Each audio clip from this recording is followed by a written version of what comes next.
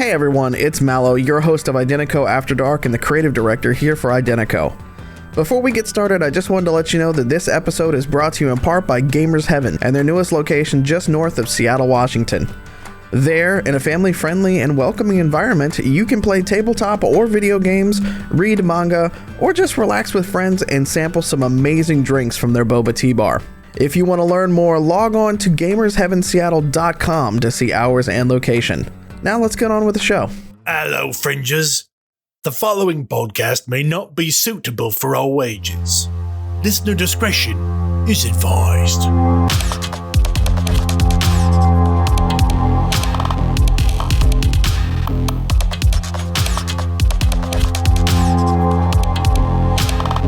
Good evening, and welcome to episode 12 of Chaos Incorporated, an Identico actual play live stream. I'm Alex the Humagoid, and I am once again joined by our very awesome cast, playing Apex, one of our intrepid hackers, and with a phenomenal new hairstyle, it is Steph. Ahoy there. Next, we have playing Zed Lane, our corp operative is Caleb. Greatness is a transitory experience. That's a new one. That was when is it your turn then? That's a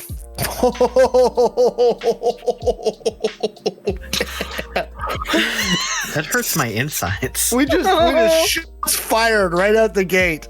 Man. Wow, look at Maxi. And speaking of Maxi, playing Maxi, a former Leo, and a mysterious figure with mysterious allies is Michael. If you can dodge a wrench, you can dodge a ball. Nice. And finally, playing Chone, our other intrepid hacker is Kaylee. Don't blink. Blink and you're dead. They're fast. Faster than you can believe. Do not turn your back. Don't look away. And don't blink. Good luck. Or Kaylee will make a cutting comment on you during your intro. An amazing. That's true. I love you, Caleb, but still. Yeah.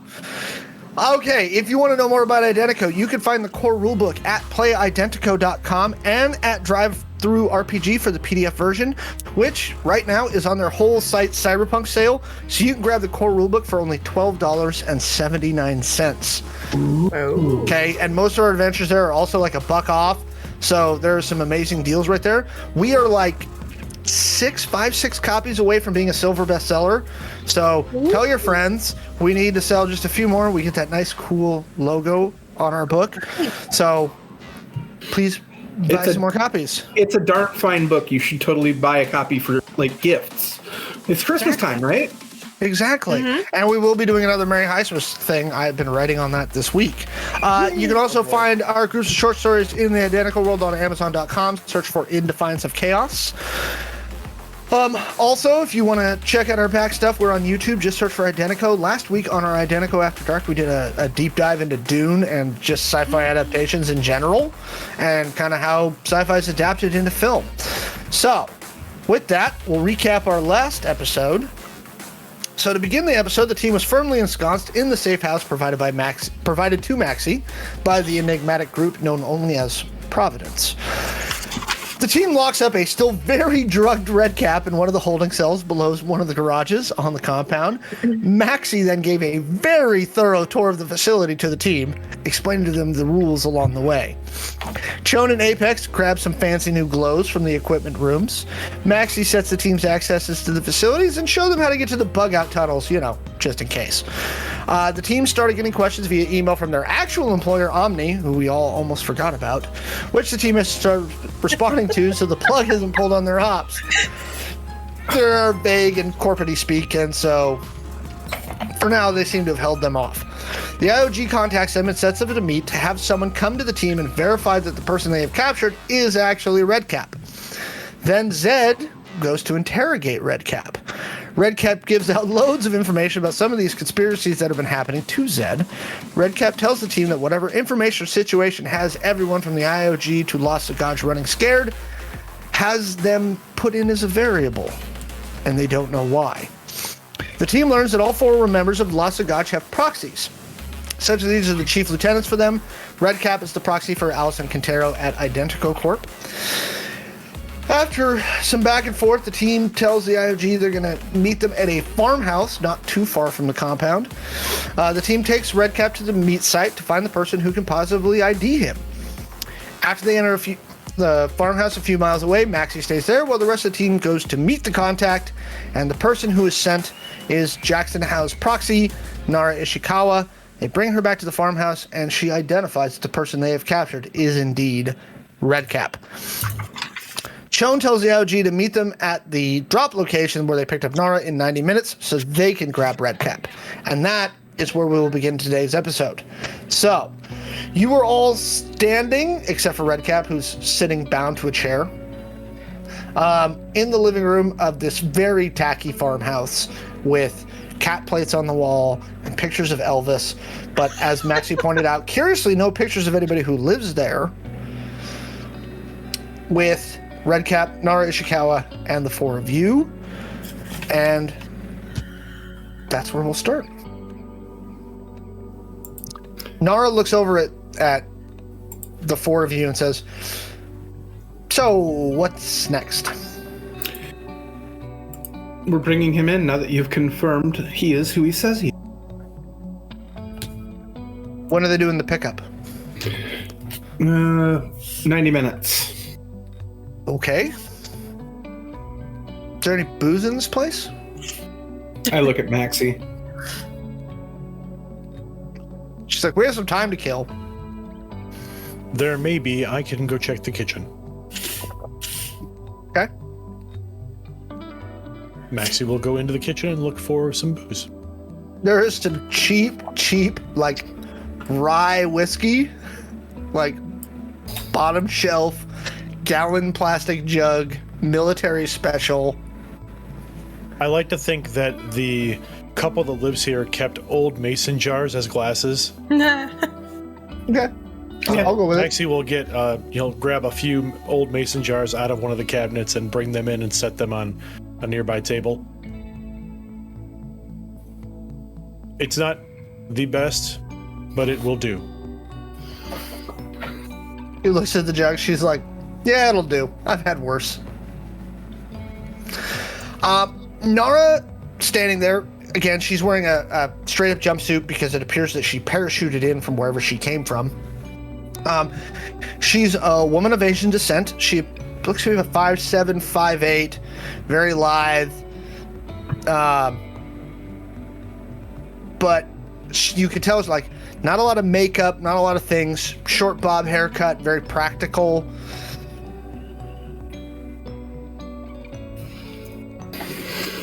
She goes, you pour or I pour? I can pour. You are our guest, after all. She kind of inclines her head toward you. And Maxi will pour a few fingers of rye in each of these small mason jars. Shawn kind of takes a look at Redcap and then looks at Nara and raises a hand. Kind of like, doesn't want to interrupt the drinking, but obviously wants to say something. Nara looks at you, kind of looks over at everybody else. She goes, is that something you guys do? Hand? Just being polite. So, Redcap here has said that, well, when we first got here, we were being tailed instantly. Yeah. Apparently, his boss wanted to know about us. Were you guys also tailing us at that point? We were all kind of working together on this thing to figure out what you were here to do. And that's the only reason. Yeah. Because a small corp from South America sent a team of people to open some business channels. That just seems like an awful lot of trouble to go to for four relative unknowns. He goes, a fourth-rate royal got assassinated by a pseudo-anarchist group in Southern Europe, and what happened? I didn't watch that season. It started the largest war that had ever occurred to that point in human history. Very surreptitiously, Chon is doing a search on that. Oh, because even the smallest variable can cause a big problem. Bingo. We don't know why, but you're a variable. It's interesting though that, and I kind of look at Redcap, and I actually say this to Redcap. I think that if you all hadn't been trailing us and checking up after us, we wouldn't be here right now. We're here for business opportunities. So technically, it's the whole observer's paradox thing. You've changed the subject by viewing the subject. Yeah, that was brought up. That's the problem.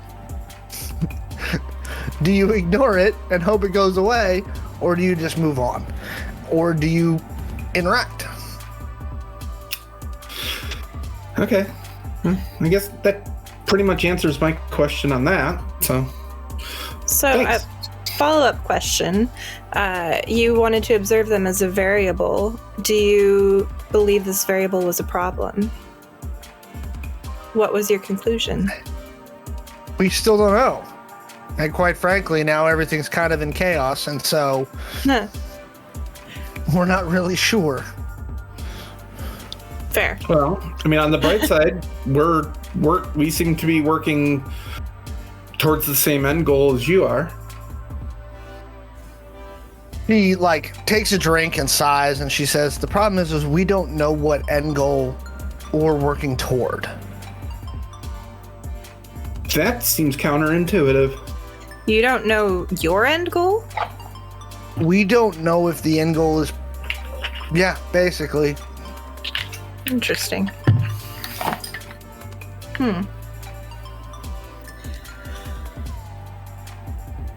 So how do you work toward an end goal that you don't know what it is? Or are you just thwarting each other? Right now, we're just kind of operating and reacting, trying to see what's going to happen next.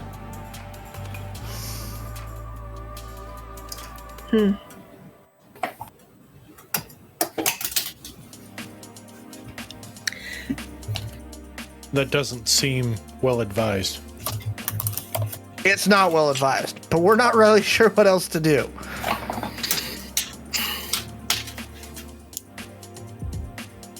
She's like, let me break this down for you. She's like, in political theory, there's a thing called a total war scenario. Are you familiar with this term? I have heard of it. Okay. So in total war scenarios, it's la-di-da-di everybody. We haven't seen a total war scenario in 150 years, right? It's always Bush wars or global wars on terror or whatever else it is, right? Conflicts, police actions. The IOG's computer predicted there was a total war coming.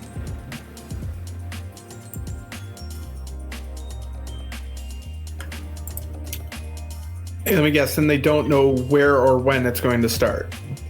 Bingo. Or why. We think we might have sussed out why. And it has been verified that the analysis that was run was not compromised in any way. Yeah.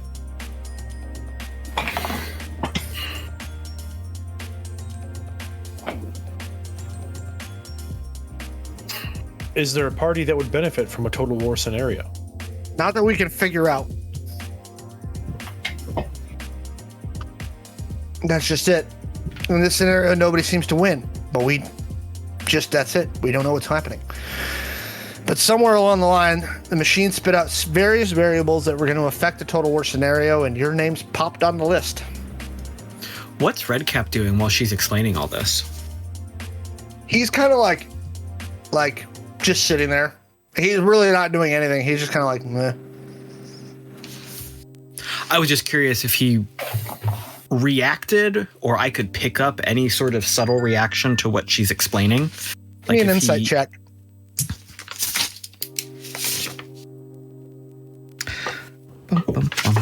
I just leveled that up with some skill points. Hey, yeah, dude, we got skill points because we leveled up, didn't we? That's a really good roll. Sure Let did. me do some math. 26. The leveling process was extremely easy, gentlemen. 34. Okay, with that, you sense a bit of surprise, but you think he's surprised that she's just being so forthcoming. There's nothing about what she's saying where he's like, this is all information he already knew. He's surprised that she's just telling you.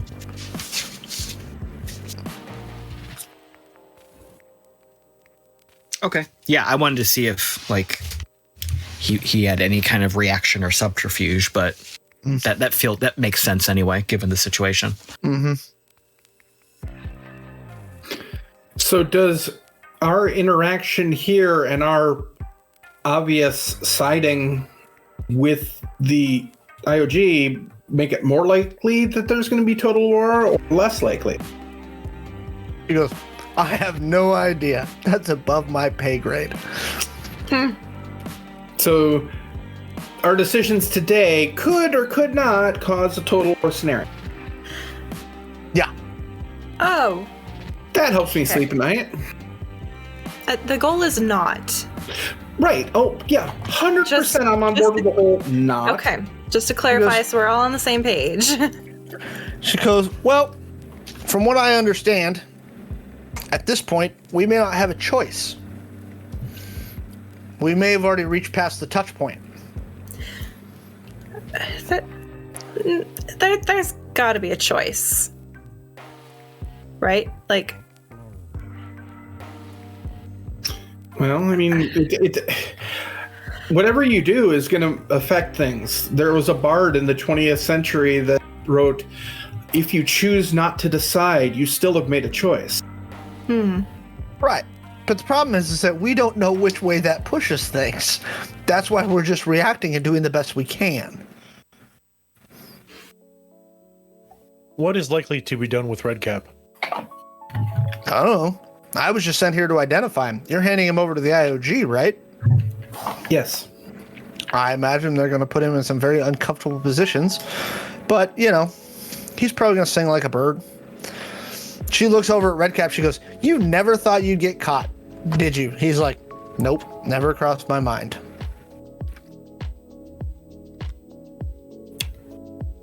well, But yay apparently for us. this, and he kind of like inclines toward the player group. He goes, apparently this is the wild card. We are pretty wild.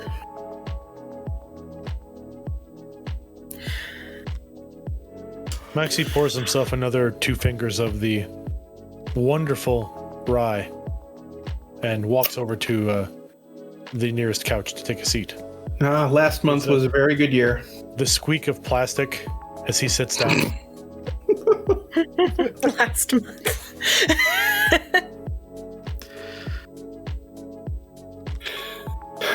If Alex, correct me if I'm wrong, but we're going basically back to the same drop point where we picked up Nara, right? Yeah, that's what And you sent them. That's about 20 minutes away. Yes. So you've been We in got- here for about 15. You've Okay, got we some got time. another. Yeah, okay. Okay. Like another is hour. Is the plan that we're all going? Or do we have a plan for that? I have no idea myself. My only understanding is that per Chone, we are meeting them in 90 minutes. I would suggest that Maxi possibly goes and scouts the area early just to kind of get the lay of the land, possibly do some Overwatch things, whatever you do. Are you expecting subterfuge from the IOG? No, but we also know that there are nothing secure right now, and there are people leaking things all over the place. So that's why I wanted to do this fast. The faster we move, the less time they have to react. When you say leaking, she kind of like slaps Redcap on the shoulder like this, like backhands him. She's like your boss. We didn't know it, but she's the leak. And then he chuckles like, yeah, that's a problem.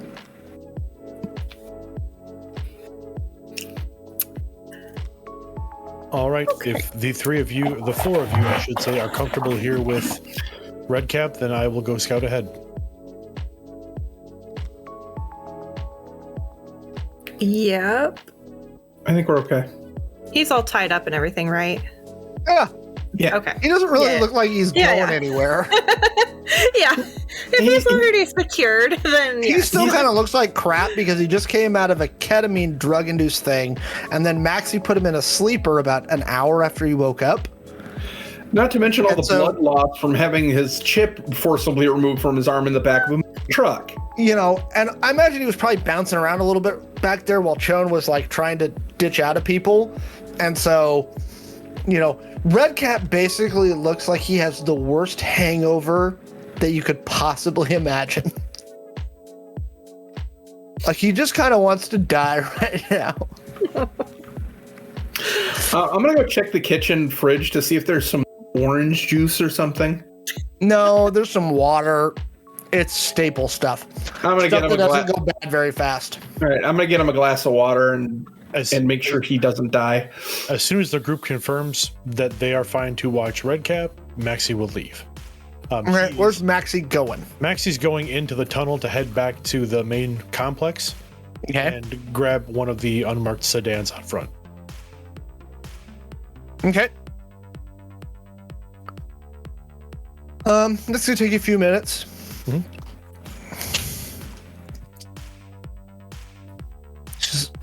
Nara looks at you guys. She's like, you know, any like drinking games? She looks at Zed and she's like, "You're awfully quiet over there." Yeah, this is just hell of a day, you know? She's like, "From what I hear, you wanted to come play with the big boys, right? Wanted to work for the IOG. Wanted to be one of the big players on the stage, right?"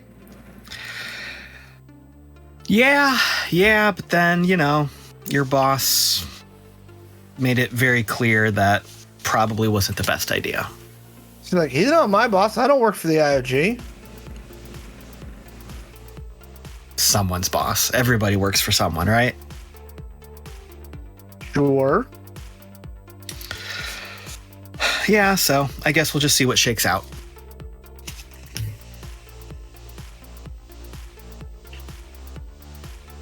I think Zed is just a little out of sorts because he hasn't been able to change clothes today. Oh, okay. Rude. Am I wrong? It does She explain. looks at you. She goes, "Does he have a skincare regimen?" Very detailed. It's actually really impressive. I've been taking notes on it and sharing it online. It's amazing how many people's lives have changed through his regimen. She's like, "Don't get me wrong. I use this wonderful salt scrub with an apricot base, and oh my god, just clears everything right up." Man, Caleb, I don't know what you did or said to Kaylee in the last week or two. I suggest looking back in your memory and figuring it out. I was a little bit busy with a very large financial transaction, so I have no idea. I have no problem with Caleb at all. I love Caleb. Caleb is wonderful. So she looks at Zed. She's like, "Yeah, salt scrub, apricot base. What do you use?" Oh gosh, do we have enough time for this? See, it's not just me. Yeah, there's. I sit down. We definitely do not. We don't have enough time. As this conversation is happening, like you can hear the sound of a car driving past the farmhouse. Chone kind of sits next to Apex and just kind of mutters under their breath, I use water, some soap. She goes, Yeah, I use those like wipes, so you know you don't have to like put much effort into it. Yeah. So first she looks at Zed and she's like, "Buck up, Buttercup. The world already ended. Everything past this is bonus time." Wow. She's like, and then she looks at Apex and she goes, "I've heard a lot about you." Oh, that's not concerning at all. What have you heard? She says Alondra speaks very highly of you. Oh, well, that's good to hear, actually. She goes, you know who I am, right? Yes, I have put some pieces together. Okay. Yeah. So, yay, that you heard good things. That's encouraging. You might live through this. Oh, well, that's even more encouraging because I was feeling a little bit in over my head lately. You know. She goes, don't worry about it. We're all in over our head at this point. Now we're all just trying to smile and drive on. And just so you know, she is like probably the best hacker I know. Oh, you're too nice. I'm Probably. I'm the sledgehammer to your like artist's quill. Like I'm. Go on, you can crack networks like there's no tomorrow. Yeah, crack them in too. Hey, sometimes you have to break a nut open. It's the way it is. Yeah. I'm good at finding and securing things. Yeah. So, Maxi, you reach the drop point. Mhm. It's a clearing in the woods where they picked up Nara. Mm-hmm. What are you looking for? Well, he's going to sweep the surroundings using his surveillance skill to see if there's anything here, anything was left behind or anything active to surveil the area. Okay. Give me that check first. Yep. Get to use my fancy new dice tray. Ooh. I bought one of these at a catacomb this weekend. I love Very those. nice. I've got two of them. Pretty. I was actually just looking. I got the faculty discount. It's an easy roller dice tray. Ah. It's just been a large portion of the day in catalogs looking at dice accessories. Oh, that's And they right. come with You can do that. they come with a variety of designs. Ooh, shiny. Yes, I believe that's the Ouroboros design, correct? Okay, so you need to send me whoever that is. Anyway, moving along. What were your surveillance check? I will. I'll send you a link. Now back from our commercial break. Easy roller. And I got the spellbook dice tray. There you go. That's very nice. That's Okay, so we need to Moving talk on. the easy roller dice. Let me do that dice check for you. That check you're asking for.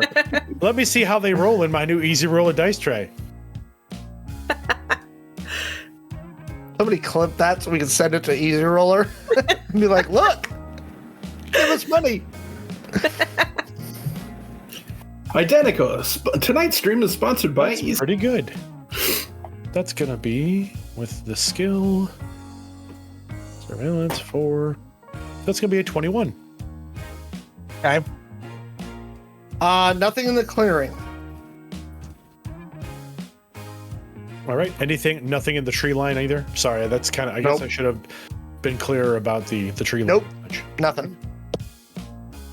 All right, and I certainly have no way to check for satellite usage, but I think we're going to proceed on the fact that the coast is clear. So, Maxi will send a brief note to Chone, who gets a text from Hades.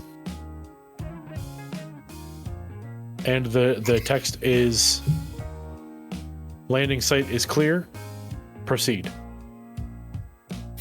Chun's looking at their glow and kind of shows it to. Should I be concerned about Maxi? I'm always just a little bit concerned about Maxi. But I find it's best to just kind of be like, he got this. I mean, well, he thinks he's Hades now. Is it a code name or like the concussion's catching up with? I'm assuming code name. You know I feel like that he also picked up a phone at the same time the three of you did. Oh. Yeah, that's true. Maybe right. it's a fancy new phone. Thumbs up emoji. Oh, now you're speaking his language. There you go. All right. Well, our drop site is clear. We got about 20 minutes before we should probably head there. Maxi's going to ditch the sedan in the tree line, like deeper into the tree line. Okay. And then he's going to use some of his newfound acrobatic skills to position himself in a nice bow of a tree. Okay. Good height and a good clearance spot on the clearing itself. Okay. Give me an acrobatics check. That is acrobatics. Not fall and bruise your coccyx. Is a parkour skill. Parkour! I roll parkour. That's an 18. Okay. You're up in the tree. All right. And Maxi will settle in and wait.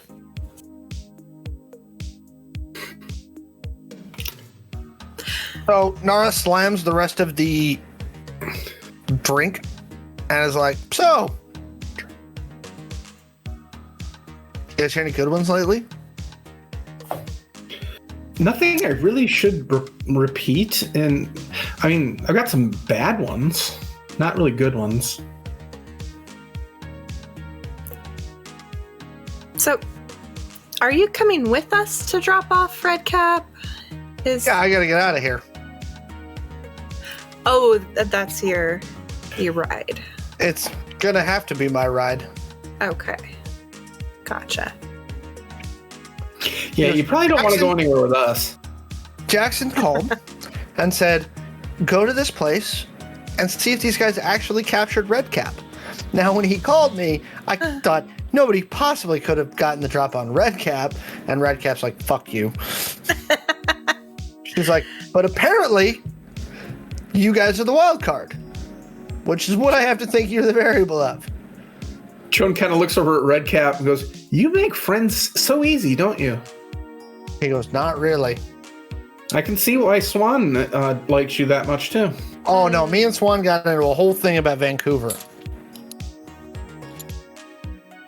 And you're both bitches. I got it. He's like, damn. You realize he won the argument now.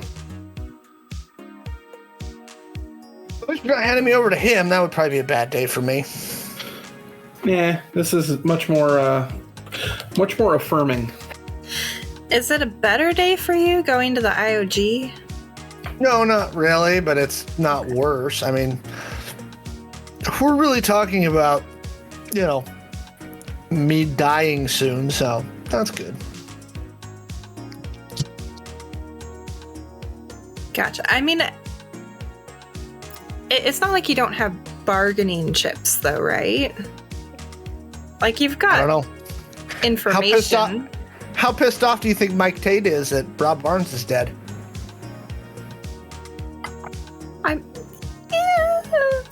Probably, but, I mean, now granted, and he looks at Nara, he goes, it was your boss that killed him. But, it's still going to be put on us as a group.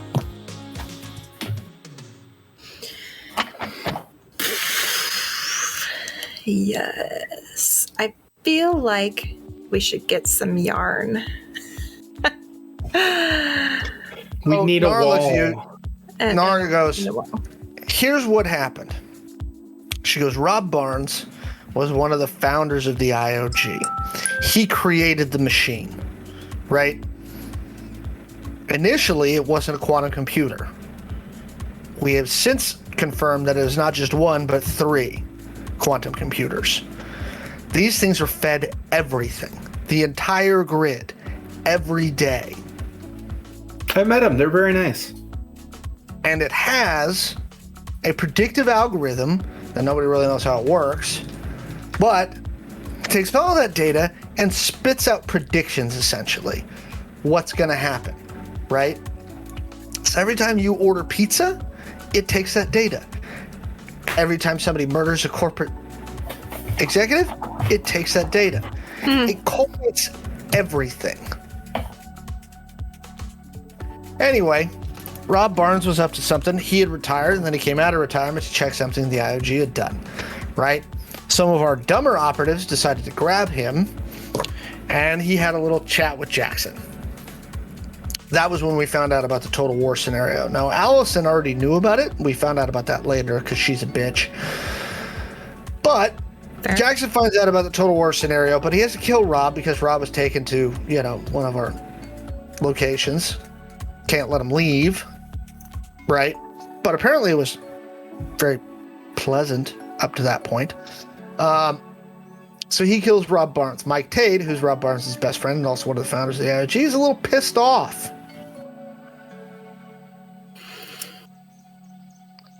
And on top of the fact, the machine is now predicting a Total War scenario, which we, again, haven't seen since the 40s. Of the last century. I got that part. Did it predict the Total War before or after Barnes was doing his thing? Before. Barnes was brought in to verify because they thought it might be an anomaly and that the machine was malfunctioning. Barnes is the creator of the machine and the one who programmed it initially, was brought in to consult to determine whether it was actually real.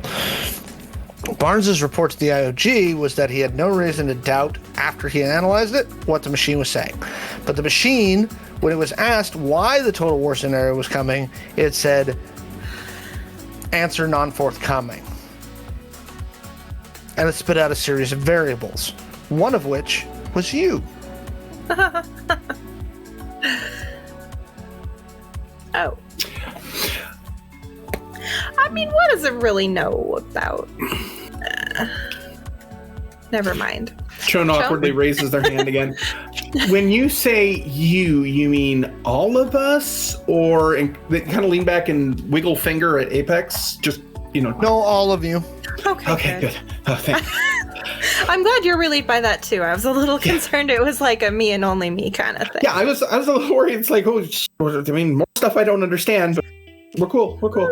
Everything's fine. Okay. She's looking at Zed. She's like, you look pensive. He's just thinking. She pours him more alcohol in his mason jar. So, how well do we know whether this 3-computer quantum rigmarole is compromised or not? Near as we can tell, it's the only thing that's not compromised. It's air gapped from the grid. It's fed manually. I mean, considering some of the things that are out there on the grid that we don't really understand, maybe it's compromised at a level that we just can't. Again, the machine is air gapped from the grid. Zed's got a point, though. I mean, one of the universal laws of computing is garbage in, garbage out. Right, if there's somebody feeding bad data, then their prediction algorithms are based off of bad data. Possible, but it's just fed all of the data. But data can be massaged. The machine's been taught how to look past it. Yeah, but there's no software that's there's no software that's so good that you can't hack it. I mean, I ordered pizza 2 nights ago, but I could very easily go change that order. So instead of pizza, it was Chinese. I don't pretend to understand it, but what I'm told is that a quantum computer can't be programmed or reprogrammed that simply.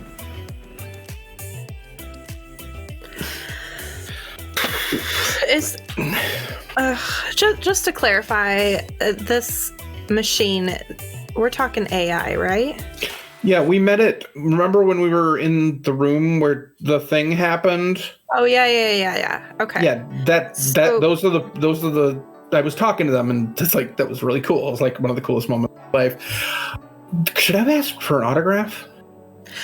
Wait, never mind. That's not important right now. It's not important. Next time. Yeah. She says, from what I understand, it's a Type 4 quantum AI. It's fully self-aware. Yep. That matches with what I got. Okay, so if it's fully self-aware, could it choose to give you different answers? It could, but So, we're sure that it won't. Well, and technically there are 3 of them and they cross-check, I believe. Yes. Okay, so they would have to all 3 get together and be like, let's tell this lie versus... Okay. Yep. So the chances of that are pretty slim. Interesting. Again, I just feel in over my head. She goes, I can give you my best guess. I mean, while I appreciate your being helpful and all, because that's kind of unique in the past week for me. I was told to be helpful. Okay, that Nice. explains it. Go for it. She goes, my best guess? There's been a Cold War going on for the last few years. Next step's a human augmentation, right? How do we survive deep space flight? How do we survive longer term out in the solar system? How do we do all these things? What's the next step after cybernetics? That's what everybody's been after for the last 5 years. She goes, my guess is it has something to do with that. You work for an augmentation company. And we've seen people who are gifted in that way. She goes, you found one?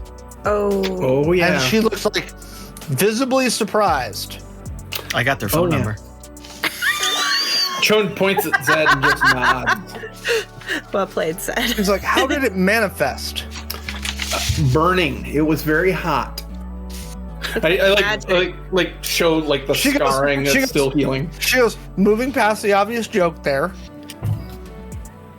Because burning. What joke? It's hot, and then it's burning. Okay, moving past that. She's like, Zed, you got it. Yes, let's just move on. She's like, how did it manifest? Well, they're not wrong. In our test subjects that we interacted with, they were able to manifest pyrokinetic abilities. Out of nothing. Seemingly. It was some field research. We didn't really have a laboratory setting, but I'm sure You were fighting him. Yeah. Yes. She chuckles at that. He waved his hand and set my arm and leg on fire. I retreated. We just got to go maybe have a conversation with She goes, Miss Aguilar. that means that they're out in the wild now. And from what we understand, his sister was that way too, but we don't know. Did he say there was more than a few of them? I believe so. I got about a dozen or so on standby. He goes, do you know if your company's been doing any research into this? Nothing I'm aware of. God, I hope not. But they sent you to Silicon City. Well, fuck. Well, it was more to counter, upgrade yourself and some of the other big companies that were trying to come together. She goes, right, but why now? Why now? Why here? So with that as kind of a nugget, as an instigation point, can Zed put any pieces together he may have recalled from old meetings? Zed started to put the pieces together last episode, if you remember. Zed might have. Caleb doesn't always. Oh, even Caleb was, because you were like, wait, I think it's starting to come into focus. Give me... and things happened. Just give me an intelligence check.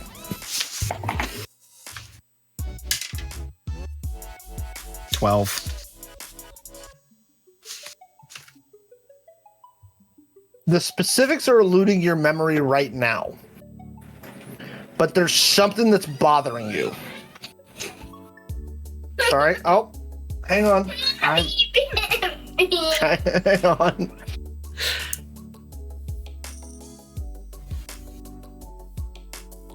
This commercial break brought to you by Parenting. Parenting. Not a sponsor. It's not for everybody. But it might be for Should you. be. That's why I have a children cat. and puppies. Apparently, that's a whole thing. Anyway, sorry about that, folks. Moving back along, back to serious. Okay. Wait, when did we start that? Zed doesn't. It's You're after having the a hard time screen. remembering specifics, but yeah, there's something's bothering you right now.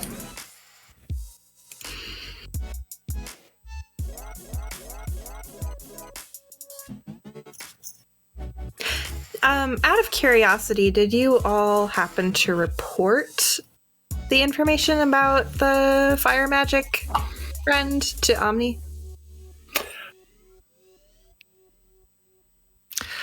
That particular detail was not necessary in any of my corporate updates. No, I can't say I actually remember to do that. No. Nara, when Zed says it that way, Nara goes, "Oh, you are smart." Yeah.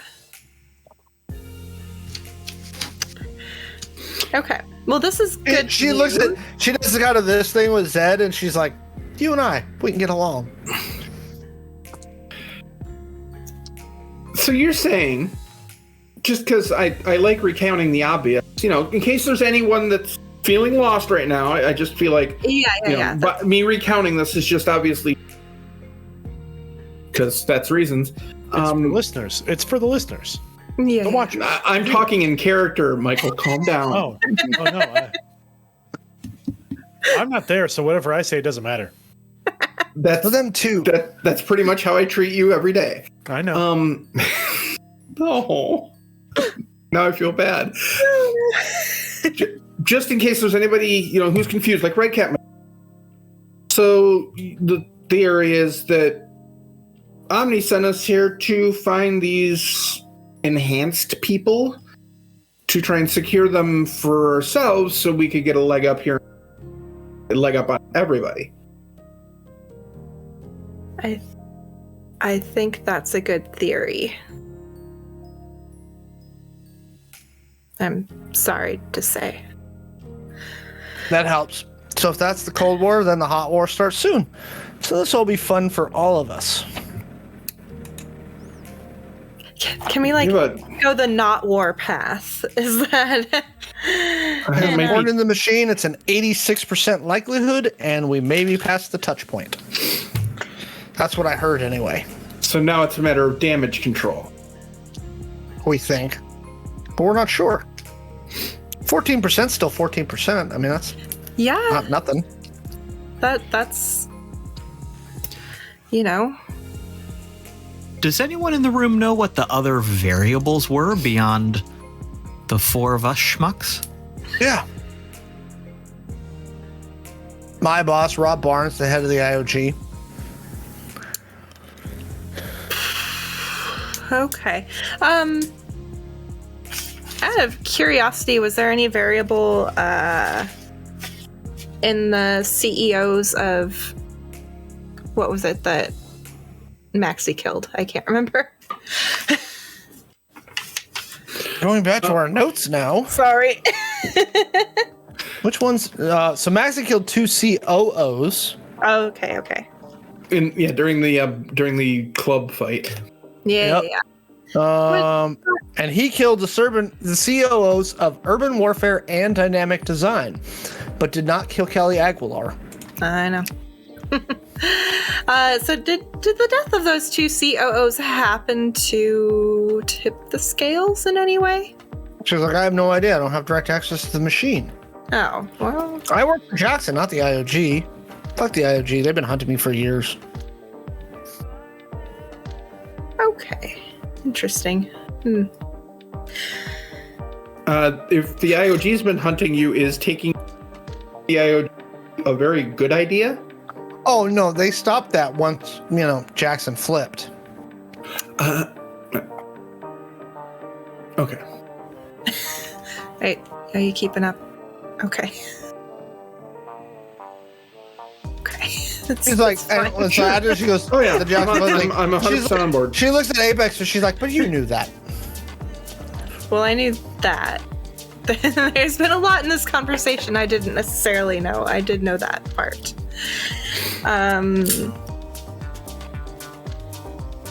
Okay, so how does the IOG feel about Jackson?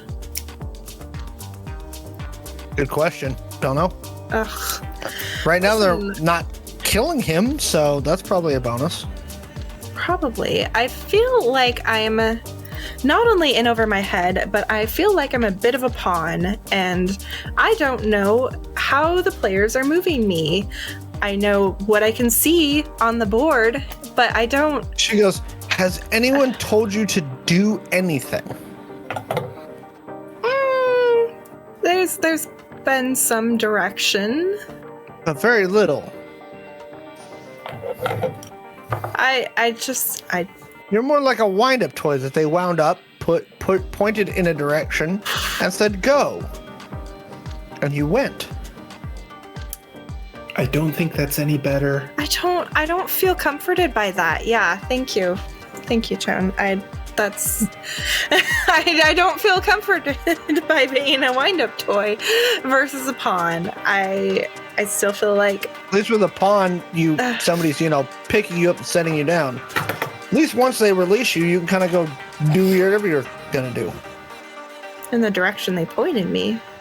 Yeah, but have you not changed direction? And pawns can become other pieces. She looks at you, she goes, I thought that was checkers. Oh, yeah, I was trying to work that out. No, once your pawn advances to the rearmost rank, it can become another.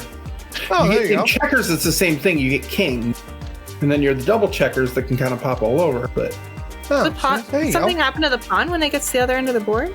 yeah, okay. Well, you know what? How have I never known that? I'll teach you how to play chess after that. Okay. Sounds good. Might need the distraction. Okay. That's the safest thing we can do. So, time check. How we doing? You need to leave in about 5 minutes. Okay. Everybody get loaded up. We're gonna go now. Okay. He goes, Redcap looks at you, he goes, well, this has been fun. Could we not beat the crap out of me or drug me before we have to move me again? Because I feel like shit. The guy that does that's gone. We're fine. Yeah, we're fine. I think we keep you tied up, right? And Yeah, we're just gonna keep you secure. we do have weapons, so don't try any funny business. He's like, dude, even at my best, I'd have a hard time fighting Nara. And he points at Nara. He goes, right now, she just stabbed me in the neck and it'd be over with. I look at Nara and I'm like, yeah, I think that's probably accurate. So I think we're good. No need to. If you need a drug you. blade, let me know. I have. She's like, oh no, I have one. And she reaches into her bodysuit. She's like, by the way, you guys didn't search me. In the future, maybe search people for weapons. I am like, not an expert in Just a thought. espionage. I am a freelance hacker. All right, we're going to be docking Maxi's pay for this. He missed that. Maxi didn't go. Doesn't matter. I'm still going to blame him. Maybe he could have instructed. He's in charge of security. Y'all pick up Redcap God. and jump in the car that you got outside and start heading toward the rendezvous point. Yep. Shawn actually shows Apex that they got their driver's license for Silicon City finally. Ooh, very For nice. Out of character, I spent experience points on that. I leveled up. Hell yeah. As you're driving, so Chon's in the front in the driver's seat. Who's sitting up front, Apex or Zed? Shotgun. Okay. Apex. So Zed, you're sitting in the back next to Redcap, and he kind of nudges you with his elbow, and he goes, "You're not a bad guy." Depends who you ask, but I try. He goes, "You're not a bad guy. You could have been much worse about this." And? It's like, "I'm just letting you know you're not the bad guy."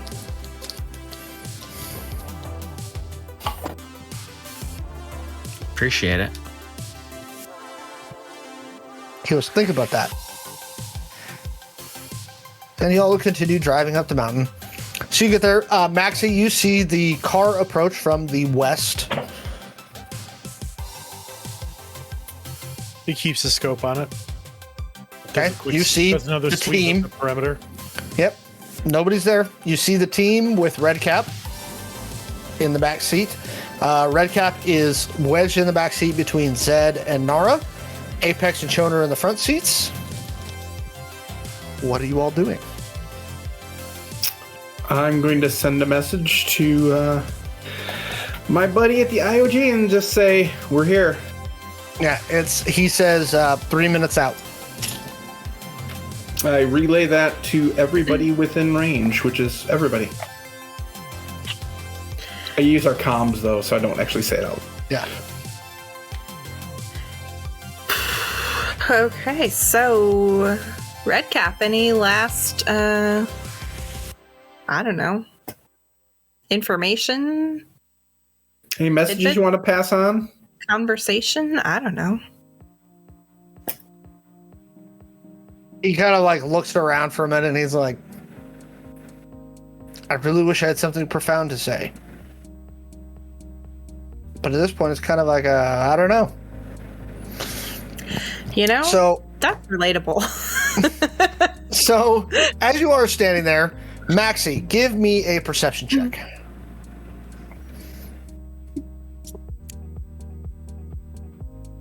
That is a 18. I think that is a where'd it go? 20. Just dirty 20. Okay. So about 3 miles out, you see one transport drone escorted by 2 fighter drones. As you are watching them, they get to about a mile out. As they reach about a mile out, you hear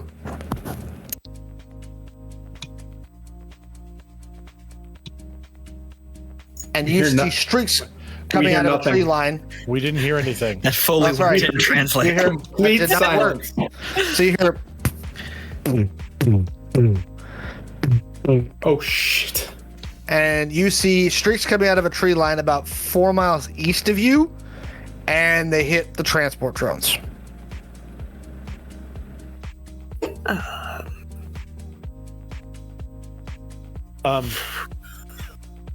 Maxi will we don't really have comms at this point anyway. Maxi will send a note to Shawn, get clear, and Maxi's gonna make his way down from the tree. So Maxi, the last thing you see is railgun shots coming out of the tree line, again about 4 miles east of you, hitting all of the drones, and they've shot them like they're in tailspins into the trees. But at this distance, I could not tell if the drones were IOG drones, if they were Omni. Oh yeah, no, you're guessing they were IOG drones. Like they're okay. So something from the tree line, 4 miles away, shot down the IOG transport drones. Mm-hmm. Yeah. So everybody get clear. Get clear. Like, I wish there was an emoji I could use for that, but where are you all heading? There's a bunch of poop. What are you doing? Poop and fire. You, the others of you in the car, you kind of hear that distant crup sound of distant explosions. That overpressure sound. Shit. Where's Maxi? And then that's when Shawn gets the message of get clear. Maxi is already making his way down from the tree he was in and headed toward the sedan he ditched in the tree line. Shawn shows the comm to Apex. Do you mean to get out of the car? Or get out of here? Do we drive or drive? Start by driving. Drive Shawn fast.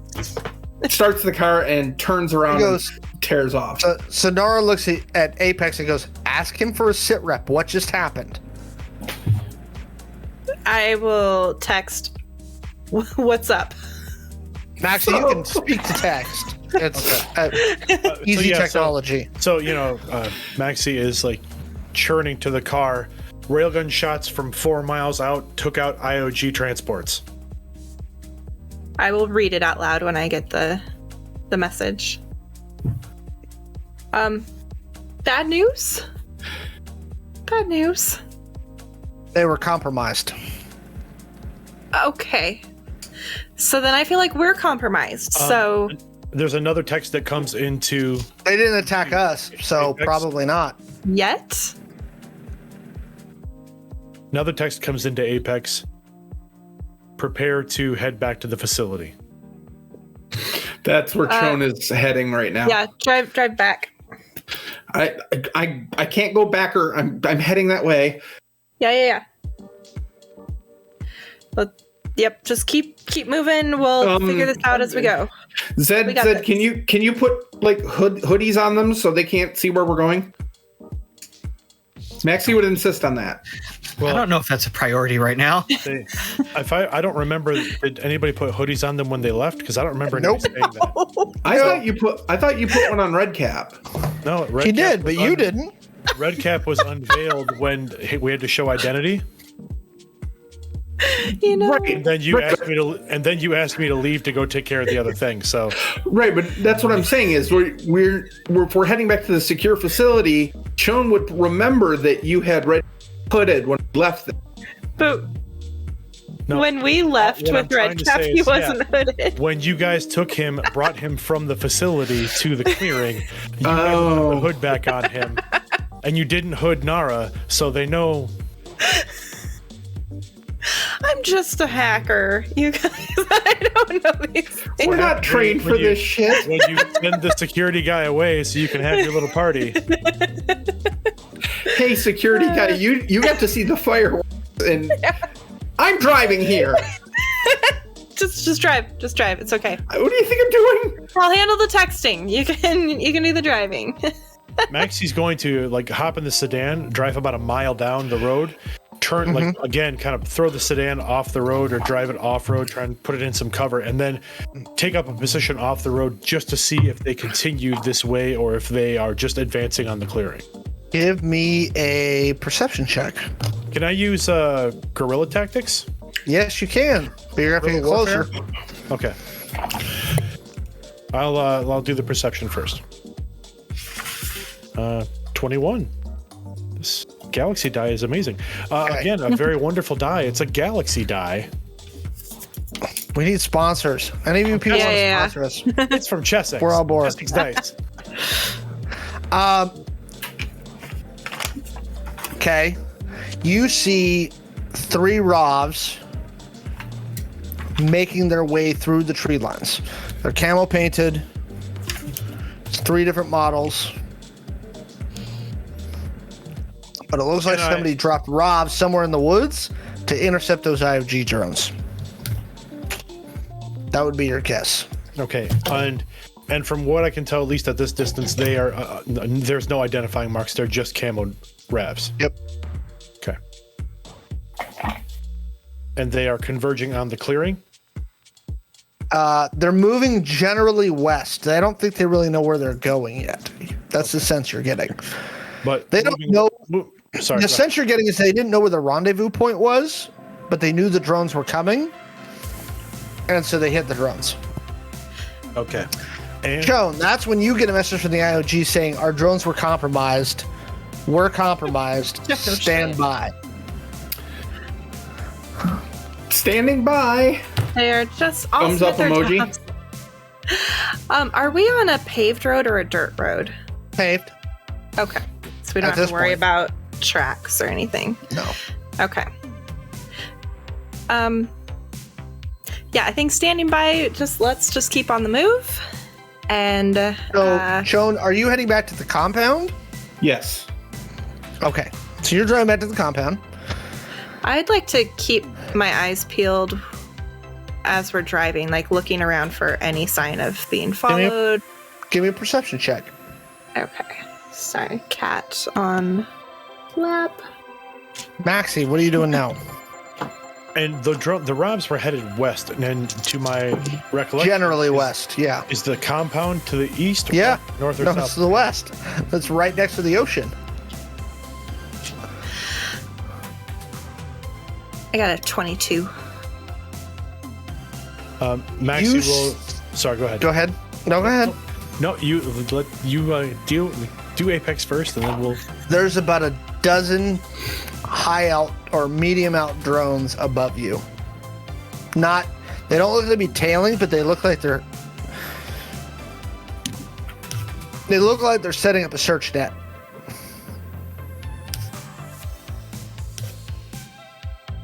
Okay. Then you get a text from Maxi, or sorry, your text also comes from Hades. Abort. Compound compromised. Head south. Okay, so south. Are there trees to the south? Like, could we go off-roading? There's trees to the east, which is where all that stuff was that you were trying to get to. I just made an assumption that the road that they're on is probably going north and south before it kicks west. It does. And so this is Old Highway 1, and it runs down the Pacific coast, like on the water. And it runs all the way back down to Silicon City. Is there anywhere like we could veer off where we would have cover? In the immediate area? I mean, yeah. Yes. So once you get about 5 miles south of where you are, you start getting into some thicker wood lines, and you can veer left. It looks like, based on what you're seeing on your glow, that there's 2 secondary roads that run east into the woods. Okay. So I'm going to relay that to Shawn and tell them to drive that direction. All right, I'll keep an eye out for those roads and cut over on the second one. Yeah, I'd like to get us some cover in case those drones notice us. Yep. Okay, so Shawn, you're driving. Yep. Zed? Not a whole lot I can do in the back seat here. What are Nara and Redcap doing? Redcap's kind of just like shaking his head and chuckling, and Nara appears to be thinking.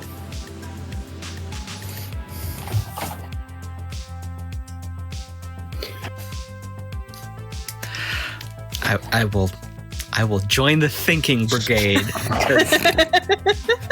We'll take care of it with thinking. I don't know what the fuck is going on. Shawn, you get down that far about 5 minutes later, and you think you see the road that you're trying to take the left on. That'll take you east into the wood line. Yep. How deep do you want to go? Basically, I'm gonna start heading east until I find a road. And I'm going to Until you relay... find what? Another major road to come back south. Oh. I'm going to relay this course to Maxi. Yeah, if I have to take dirt roads and whatever, I'm going to keep heading south and east. Okay.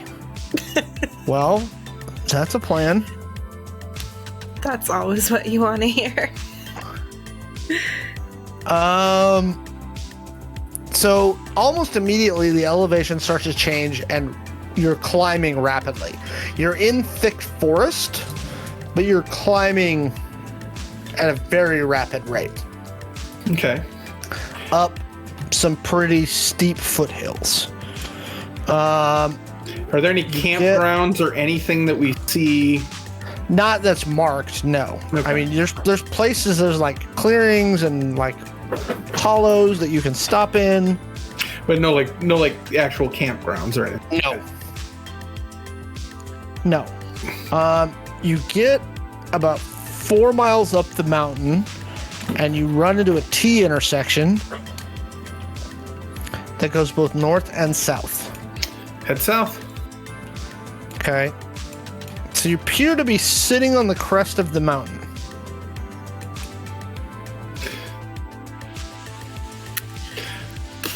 You're still in fairly thick forest.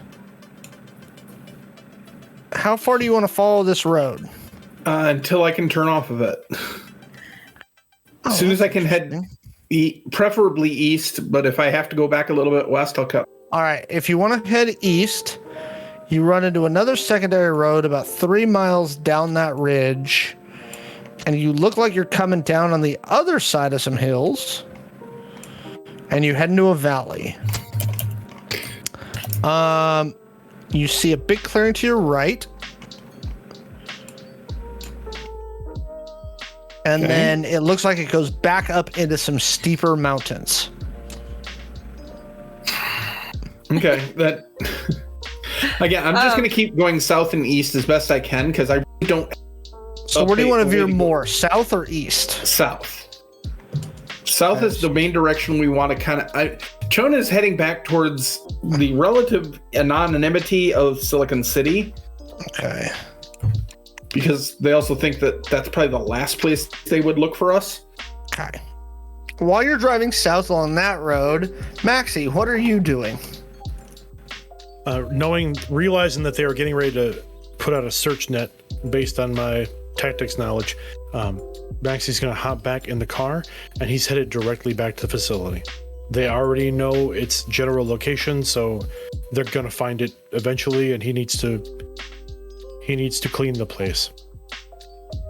Okay, so you get back to the facility. You're actually back at the facility by the time they're heading south. What are you doing there? He is headed directly into the sub-basement, where the control room was, in the large hangar facility. He goes in, slaps another code into the side panel, and a previously hidden terminal pops out from the wall.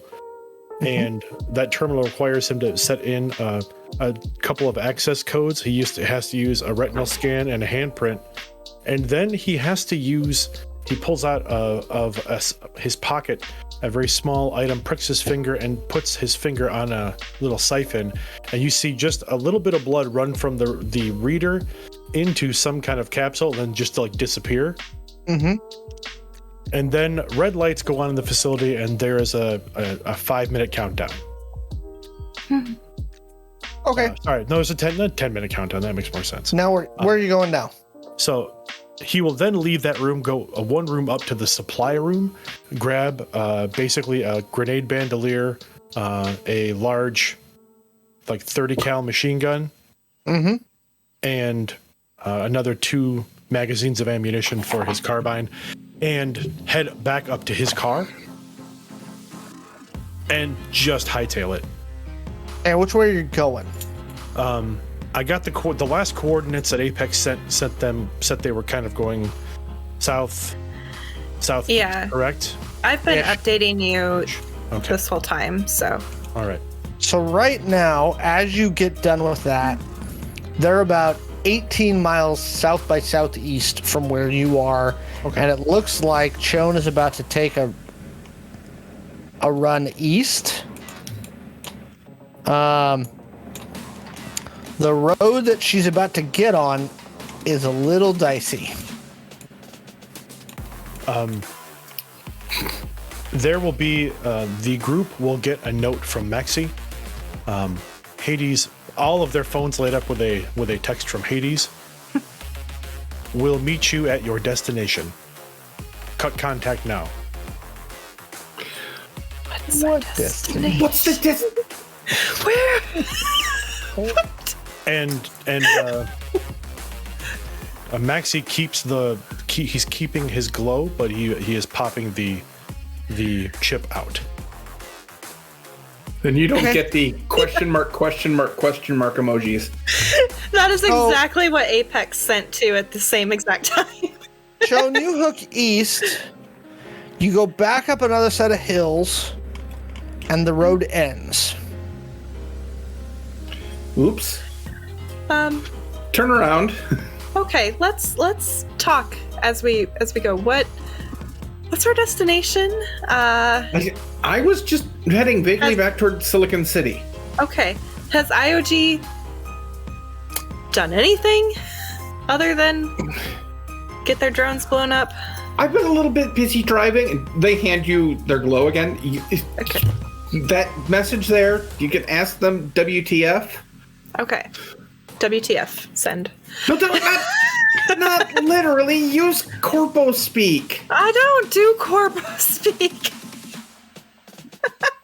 The message you get back is, our drones were compromised. We're sending out ground teams now. But this might get silly. Silly? Ask them if we have a safe house we can get to that they can meet us at that won't be compromised. Okay, and I will text back safe house question mark drop point and like 10 question marks. They tell you they're looking. Oh my god. They're just they're worthless. I don't why? They basically, their message is, we're trying to figure out what's not compromised. Oh my gosh. Okay. What's going on? They're trying to figure out what's not been compromised. So basically they're just, sitting around twiddling their thumbs while we do this. Shawn does like an 8-point turn and starts heading back down the road and tries to find a different route to continue south. You're right there. Other than that, I'm keeping an eye out for like a place to blend in for a little while, like a campground or a shopping mall or something. Oh no, you're out in the waste right now. Like Right. This is outside the metros. There's nothing. Okay. Okay, you veer back to the main road and continue heading south. Zed, Apex, do you guys know anybody out here? Give us some shelter or help us? Can I spend ID points You can. to have Good call. since I have yet to spend any? Mm-hmm. Oh, how many ID points did we get when we leveled up? Or did we? Difference between 5 and 6. Let me pull up my. 5 and 6,000. Got it. You got So we're at 1,000. Oh, let's spend some points. So can I have like a friend with a cabin? You can spend friends in low places. Yeah. Maybe I've like. Hey, what are you sending to this friend? Who are they? Oh gosh. Okay. So let's see. So it's a friend I've like crashed with, kind of like after the whole upgrade yourself thing, when I was sort of like getting into freelancing, and so they're kind of doing the freelance thing themselves, and got a cabin, out here just to stay off the grid. And so I will send a message and say, hey, old friend, in a bit of a bind, possibly have some people looking for us. Definitely have some people looking for us. Any chance we could crash? Just like old times? Winky How many face. ID points would you like to spend? How many would you like to have? It's at least 500. Oh, yeah. Let's. And if I spend more, do I get more? More likely this is going to go off the way you want it to go. 1,500 is friends in low places, so I'd do that. Oh, yeah, let's do that. Okay. 1,500. They get back to you, and they send you basically a pin and some baseline directions. And with the message, what kind of fresh hell are you bringing down on me? Why do they keep asking that? I'm just gonna send back you know me and over my head. They send back you owe me, but you have a pin. I know. It's about 9 miles from where you are. It's deep in the mountains, like deep. Okay. I'll instruct Shawn on how to find it.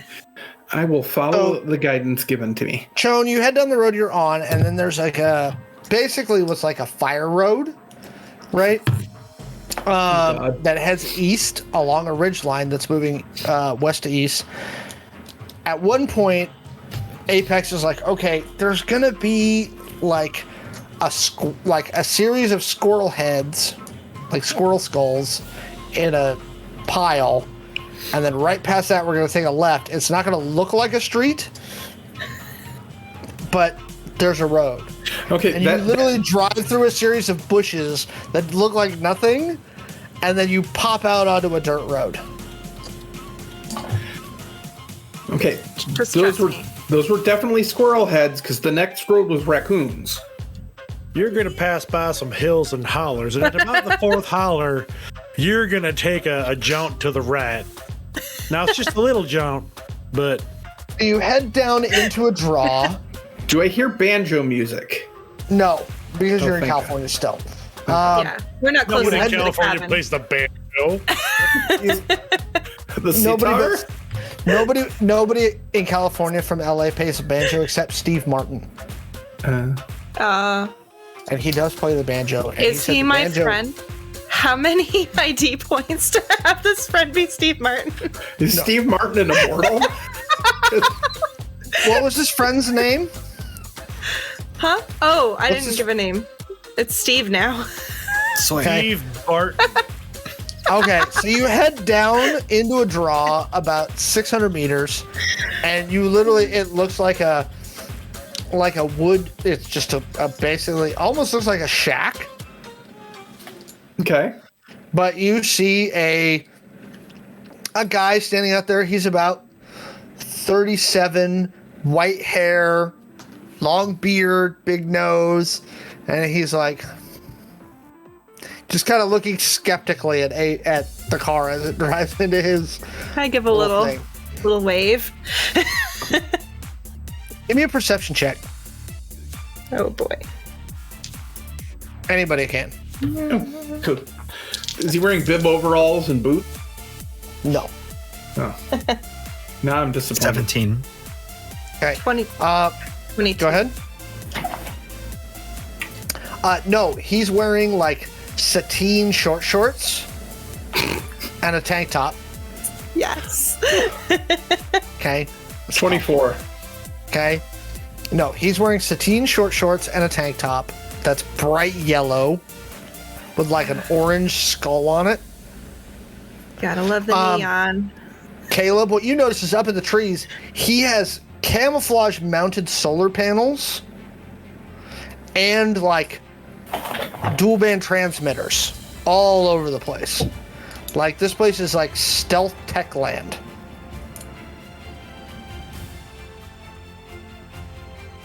I'll get out of the vehicle after we park and just be like, Steve! He's like, you have friends. You didn't say you had friends. I thought I need to say I have friends, and then that thought did not connect to the texting action. These are my friends. He's like, so is somebody after you? Yes. Maybe? Yeah. Yeah, I There did was a church thingy with I some did drums. include that in my text, right? Okay, so let's go inside Yes. and we'll relax. Good plan. Do you So have a it's- place we could secure a prisoner? And he goes, which one of them is a prisoner? The one in the middle with the bandages. Tied up. The guy tied up. Well, he just looks like he's had a bad day. You know what you need is you need some cheesecake, sir. You have cheesecake? I have my cheesecake. My famous cheesecake. I don't know what that is, but I'm intrigued, sir. Is this like a special cheesecake? Yes. Oh, yes. Okay. So Steve leads you through the shack and then opens like a hidden door that leads down to a thing, and then it kind of like walks through another wall, and then it comes up basically into what's a camouflage sunroom, right? So it's this glass domey thing underneath the tree line, and you see computers and glows and just stuff everywhere, just clutter. Also, more than a few cannabis plants, some separate containers that have mushrooms in them. Apex and Steve had some real chill times. So Steve's like, I think you all need tea. Yes. Yes, please. I owe you big time. Steve puts on a kettle, and then after a couple minutes grabs the steaming kettle and a plate of cheesecake out of a refrigerator and sets it on it's like an old coffee table that was made out of a series of pallets. He's like, everyone eat up, and brings out like a wide variety of teas. He looks at Zed and he goes, you look like a Darjeeling person. I think Darjeeling tea. Earl Grey, actually. Earl Grey. You know what? Be more basic. Be more basic. And then I love this ensemble, but he scoops you some Earl Grey tea and hands you a teacup. What are the chances that this is actual tea and not something else? He took it out of a package, so you're presuming it's actually tea. Fair enough. I've already gotten myself a cup. And he says, so, who's trying to kill you now? Kind of like a lot of people. It depends on if you mean now in general or now this is very moment. Like today. Today? I don't know if we know who it. Do we know who it was? No, I have a guess. It's a various consortium of ne'er-do-wells and corporations. Yeah, I kind of can narrow it down to probably one. I got out of the city. It was just too much. The pace and the pressure, and oh my lord, it was just too much. I know. But do you have any bandwidth out here? Oh yeah, no, check it out. It's got a sweet setup. I'm gonna check it. Oh yeah, you look, and it's a closed network. You're gonna need a passcode to get into it, but you can see they've literally hid probably 30 dual band receiver transmitters in the trees that are pirating off satellite stuff on direct line of sight. Interesting. I didn't know you guys could get this out here. She goes, oh, we have all kinds of wonderful stuff. And she gives Red Cap some cheesecake. And he's got his hands bound behind his back. He's like, seriously, can I have some cheesecake? I'll cut him free. It's fine. Feet are still bound though, right? Nara starts drinking some green tea. He starts eating some cheesecake. He's like, oh, the sugar, it helps. It's real good cheesecake. So yeah, this is like a whole thing. What? You being hunted through the woods of Northern California. It's been a busy week. Yeah. Okay. Yeah. Listen. You know how I get in over my head? Look, here? Put your now feet I'm up. here. I have the feet salt baths still over in the back room. Okay? Oh my god, you're the best. So get your feet into those. It will be fine. Rest for the night. Nobody's found me here for a decade now. It's fine. So I'm going to say that this is actually one of the people that actually trained you, Apex, early. Yeah, that's kind of what I was thinking. Like pre-Alondra. Yes. Yeah. This is one of the people that trained you how to be a hacker. Yeah. So yeah. And then he looks and said, he's like, no cheesecake? Eat the cheesecake. It will make you feel better. It always makes me feel better. Is this it makes you feel better because it's a down home good cheesecake, or because of what you added to the cheesecake? He says, does it really matter at this point? Yes. Just eat the cheesecake. Why not both? It's good down home special cheesecake. I'll be fine. Okay. And so Steve looks at Chode and says, is there anything I can get for you? Again, salt feet baths. I recommend them. They're so refreshing. They just give you so much energy. This room, bad feng shui. Bad, I'm cluttered. It's okay. But those ones, salt baths, they're amazing. No, I'm fine. Could I have the password for your network? Just for guest hand me your access? glow. Can I have your glow? Yeah, I lock it down for just password only. So he puts in the password and hands it back to you. Full access. Oh, thank you. Ooh. Shawn's completely absorbed in Glowtown. Yeah. Do you have any other? Is this it? Is this the whole party? Oh, we have one more. I'm not sure how far behind he is. There's always room for one more here. He also has no idea where we are. I just got this wonderful ham, and we could make it for dinner with some scalloped potatoes. Oh my God, Steve, you're the best. And I think roasted Brussels sprouts. Oh, do you have any bacon to go with the Brussels sprouts? Of course. Oh gosh. Let's just stay here, you guys. Do you mind if I send the coordinates to? You trust them, right? Oh, absolutely, yeah. And you know if you burn my hiding spot, I'm gonna shoot you, right? Yeah. You get it.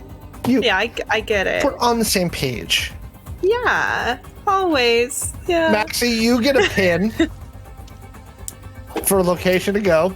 Oh no, you don't. No. Oh, son of a bitch. Maxi told us to go dark. Your transmission comes back like I forgot unreceived. about that. Maxi. So, boodly-doo. Maxi, where are you going? Oh my God. Maxi is hightailing it out of the facility. He drives past the farmhouse. As he passes the farmhouse, you kind of get a shot. He looks in the rear view, and there is, let's say for funsies, there's a small cloud of ROVs. And some items, some maybe some of these are descending from a higher altitude over the facility. And in the mirror, you see this shockwave come out from this facility. It's almost almost invisible, but you can see this wave pass through the air. And those ROVs just start to drop, just drop dead. And as those ROVs hit the ground, there is a series of explosions from inside the main hangar that start to pop outward across the facility. The small houses, the housing units go up. And as he makes his way past the farmhouse, in the rear view, you see the farmhouse, the whole side just blows out into the road behind him. As he takes a right out of the drive and heads south. So you're heading straight back to Silicon City. Ish. So as we get a little bit of a distance away, Maxi tosses the other glow into the floorboard, basically, of the passenger side, reaches in the glove box, pulls out a fresh glow. It's a simple glow. It's like a Cat E. It's similar to what he had before. Yeah. But he powers it up, enters in Apex's number for the glow that she had. Apex gets a note from Thanatos. What does the note say? Location? ? I'm I'm gonna like hold it up to Chow and be like, I'm assuming this is Maxi. Can I run a reverse trace on it? Yes, you can. It's a Caddy Glow. It's currently moving down Highway 1 near Anchor Bay. Registered to Thanatos Jones. Yep. Can I get access to it over the public network? Okay. Okay. Yeah. Give me a software check. I'm going to turn the camera on, basically. You had 15. Can I do it with 2 dice tied behind my back? Yeah. Beat a 15. It's a Caddy Glow. Okay. Holy shit. Actually, yes, I could have done that with just my skill and stat. So that's 30, that's 32, 47. So you see the glow is in the little like holder that's attached to the windshield, and you see Maxi's face as he's driving down the road. Okay. I'll turn on my camera and display and be like, Maxi. Basically, I'll turn on a FaceTime call. Just send me the location and disconnect. We're secure. Location, and then the glow goes, the camera goes off. Oh my god. I'm just gonna text it to him. He's such a Philistine.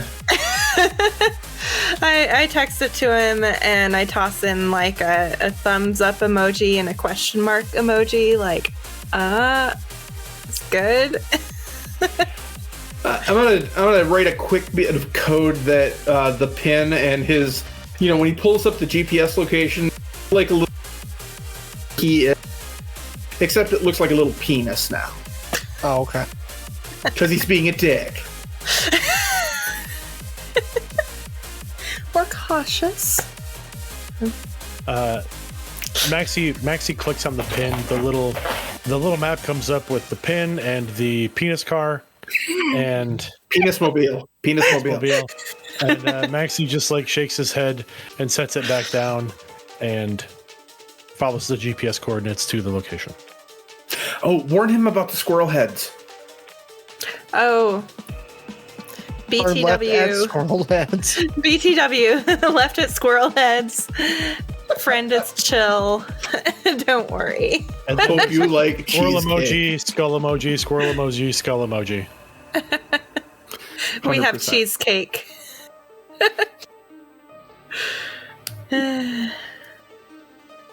Okay. So you head that direction, Maxi. It doesn't take you long to get there because you kind of have a general idea where you're going now. You do see a pile of squirrel heads. That's the place to turn left. Maxi looks at the pile of squirrel heads as he's turning and he's like,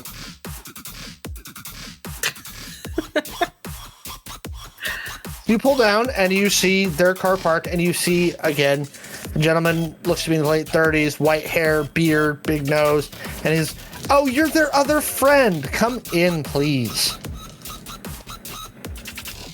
momentarily. And Maxi starts unloading the car. And again, 30 cal. Grenade launcher. This go bag. Like there's a bunch of equipment coming out of the back of the sedan. Steve looks at you and he goes, oh, so we're expecting like a fabulous party right now. Did they not tell you?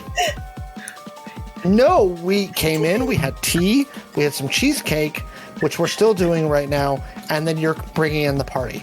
And it's totally fine. No, Steve, is it?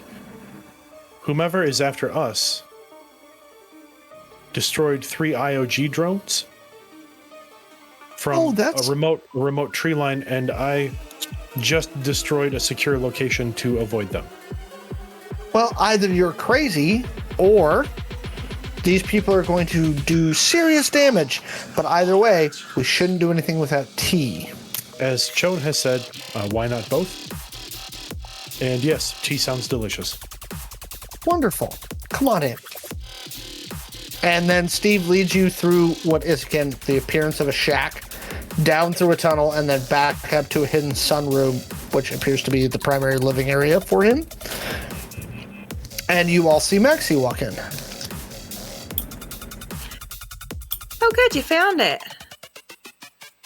Yes, I got my penis here as quickly as I possibly could.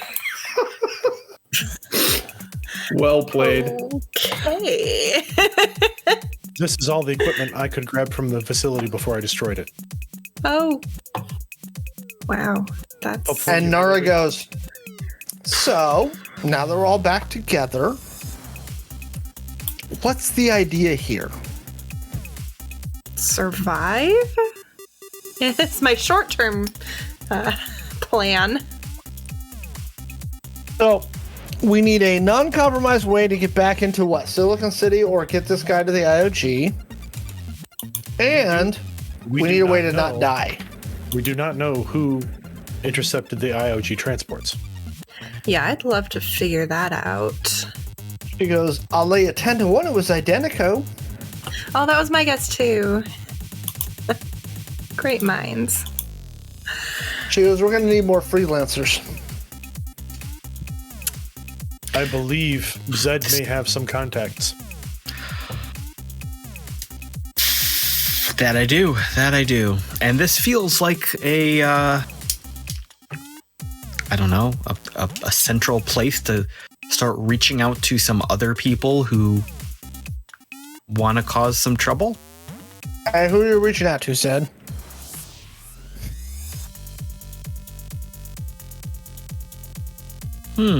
I guess I could see what Robert's been up to. He says they got into some trouble. He texts you back after the thing because you didn't actually end up sending him to the place. Right. Because you all took off. Mm-hmm. Right. But he says because of that, they need some cash to pay for expenses, like bail. Didn't I give him some cash to find a safe house? No, you did not. I thought I did. No, you did not. Shucks. Thought we talked about that. That little jerk. Shucky darn.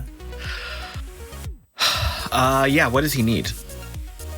Whatever, let me rephrase that. Whatever he needs, I'll send him the souls. He needs 150,000 souls for bail and other expenses. Sure. I'll send him 200. Okay. And then he says, now what? 1. Have you figured anything out yet? 1. Stop getting into trouble. 2. Wait. 3. Profit. You forgot the question marks, but Oh no, I was being more clear because I don't trust him to not fuck it up. Okay. He says, thanks for the souls. We'll bail guys out. Where do you want me to stage? Also, did you find out any stuff that you said you were going to find out? What did I say I was gonna find out? More about his stuff, because he still wants you to kill what's her name? Right. He wants me to kill Aguilar. Kelly Aguilar. Aguilar. Right. I mean, we're down for that. She seems evil. Yeah, so I'll tell him work in progress on that target. Absolutely still in sights. Right now we need to stage up in Silicon City, but low profile, either non-corp area or near fringe. He goes, will do. Fortunately, most corp sect have moved south. Have you seen news feeds? Been a little busy, but I'll check.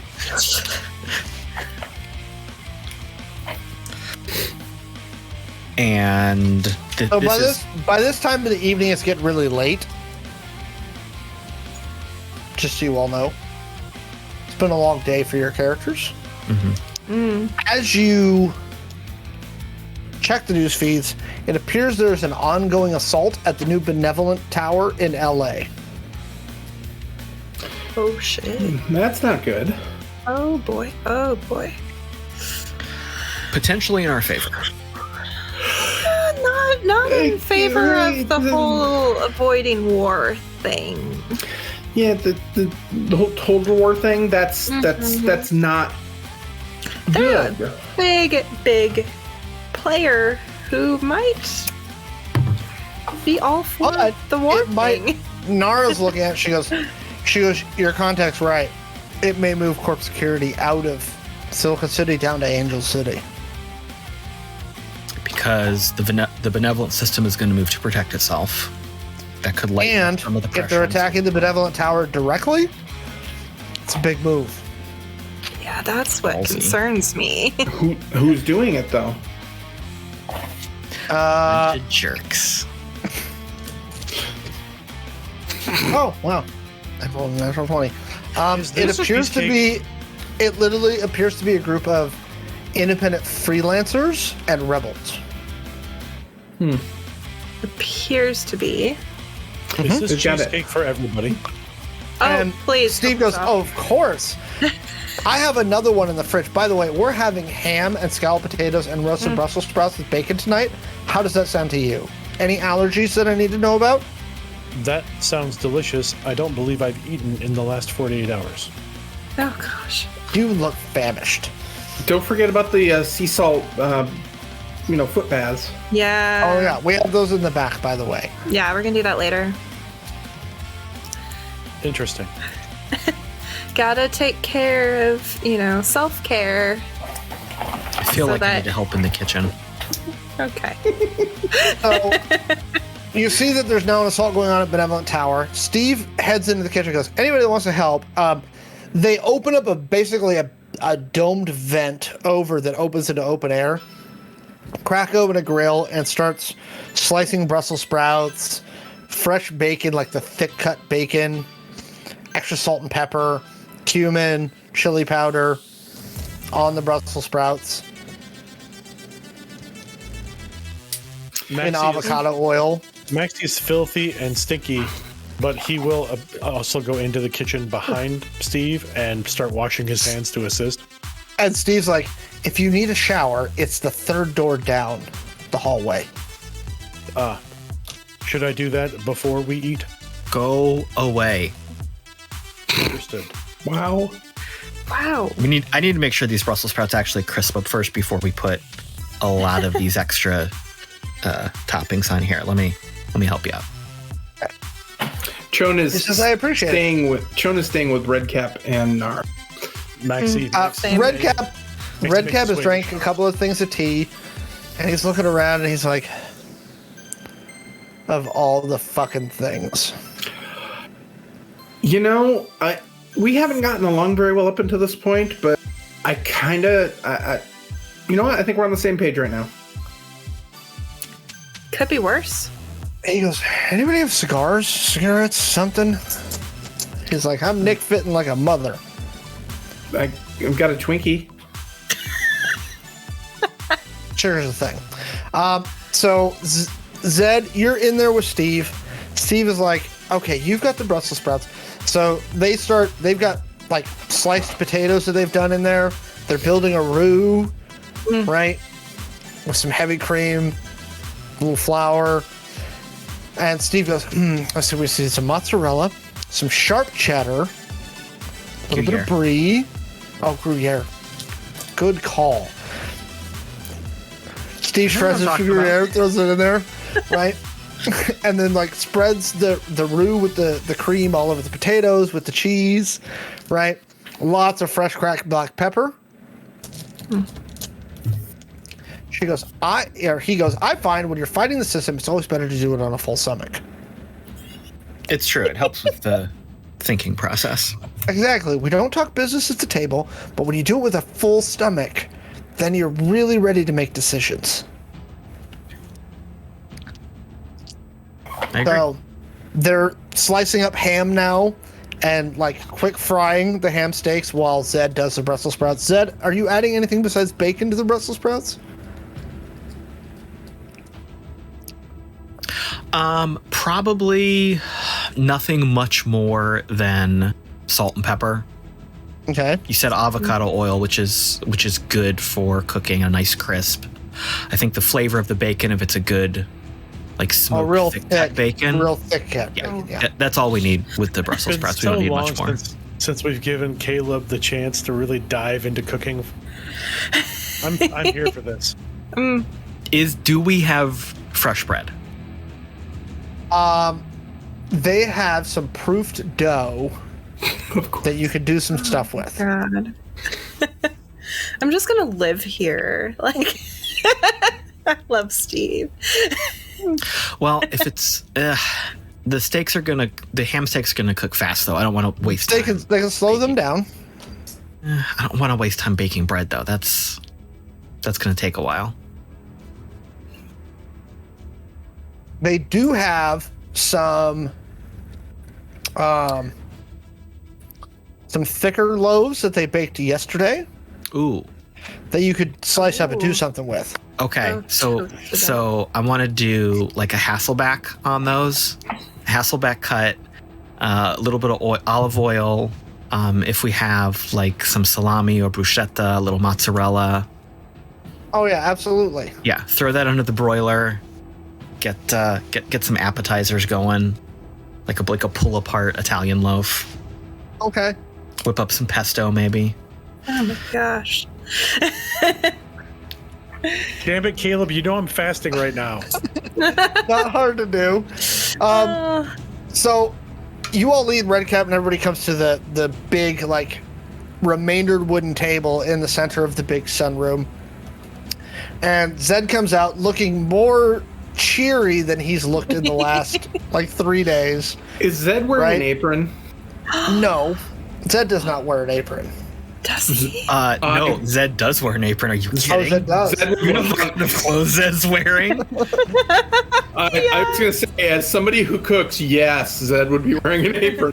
But it's only a waist apron, not a top apron. Okay, that's what I was thinking. Okay. It's just a waist apron with pockets. It still But makes me happy. Towel over my shoulder.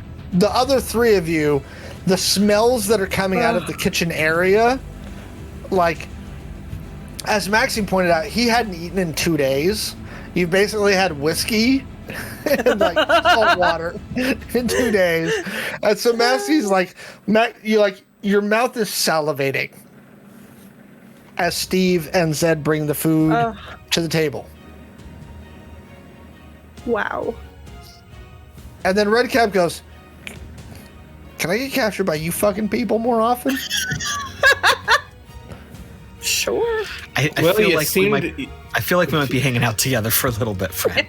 This seems to be a new situation. I mean, you could adapt the whole "if you can't beat 'em, join 'em" thing.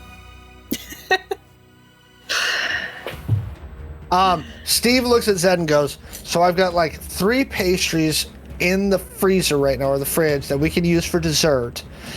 But I think some fresh apple crisp is really what today is calling for." Wow. Do we have ice cream? We do. Then apple crisp it is. Also, do we have a nice wine to go with all this? Because Steve goes, "But of course." But it's ham, Perfect. so we've got a bunch of stuff. And so they bring out whites and reds. Perfect. And Red Cap looks around again and goes, "Seriously, there's no incentive to escape." No. Well, I think this is a win-win. And Red Cap starts eating. That's how we work. And then Nara looks at Zed and goes, "See? You are the wild card." And that's where we'll end tonight's story, with them eating dinner. And while on the run, content for a moment. Family. We're going to do the family thing. Okay. Thank you all for joining us tonight. I really appreciate it. We'll be back in 2 weeks with another episode of Chaos Inc. We should be back with another Identico After Dark on Wednesday. But let's talk about our awesome cast. Michael, where can they find you on the interwebs? So you can find me at the Redemption Podcast. You can find me at LoserMLW on the socials. I'm in the Redemption Podcast with my co-star here, Kaylee. We've been doing that for about 6-7 seasons. It seems like it's been forever, but 7 seasons, 6 years. Yeah, thank you. 7 seasons, 6 years. So good. You can find me every Tuesday night over at the Lore Explorers Twitch channel doing a live costume stream of Curse of Strahd. It's my first time through that, and I'm dressing like a giant bunny. So this is a... I saw the costume. It's a win-win. Need to see it. You all need to see the costume. Win-win for everything. If you want to be terrified, watch that stream because I'll be in your nightmares. I didn't have nightmares that night. It's going to be amazing. Caleb, where can we find you, sir? You can find me on the social at the Caleb G. You can also hear me over on the RPG Academy Twitch playing in their 13th Age game. It has been on a hiatus due to Catacomb, but hopefully we will be getting back to that high fantasy shenanigan very soon. By the way, I highly recommend that. I tuned in for a few of their streams, and it's very good. So check that one out. Nice. Alex, weren't you? We actually did a stream with you a few years ago, wasn't it? Yes, it was a podcast. We did. Actually, we did. The RPG Academy did do one. It was one of our first ones for Identico, and they ran one that actually, if you can go back and find it in the RPG Academy, affects this story. Ooh. Okay. Very cool. Also, very importantly, involves grilled cheese. No. Let's be careful. Let's be clear. Powdered peanut butter, vodka, and grilled cheese.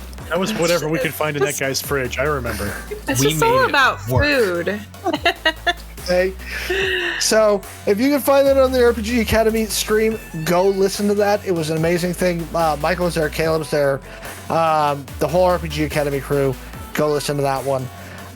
Steph, where can we find you? Oh gosh, you can find me on all the social medias at Starlit Firefly. You can hear me on Welcome to St. Paxton podcast. And you can hear me on my brand new podcast, Sawyer and Bennett and Zombies, which is at Sawyer and Bennett or SawyerandBennett.com. Y'all go listen to this. Also, you will hear some cameos from now not just me, but more people from this cast are recording things for the Sawyer and Bennett podcast. So go check that out. And we have like a whole, like we have 2 seasons planned out already. So nice. It's going to be fun. Yeah. So y'all check that out. Kaylee, where can we find you? You can find me on Twitter at GGKaylee-sama, and you can find me, as mentioned by the one Redemption Podcast at redemptionpodcast.com. Thank you all for joining us. Once again, I'm Alex the Humanoid. You can find me on all the socials, Twitter, TikTok. I talk about games and stuff there too. At Alex the Humanoid, go to playidentico.com for more information about Identico. Thank you for joining us, and we'll see you in a couple of weeks. Good night. Good night. Bye. Bye. Don't blink.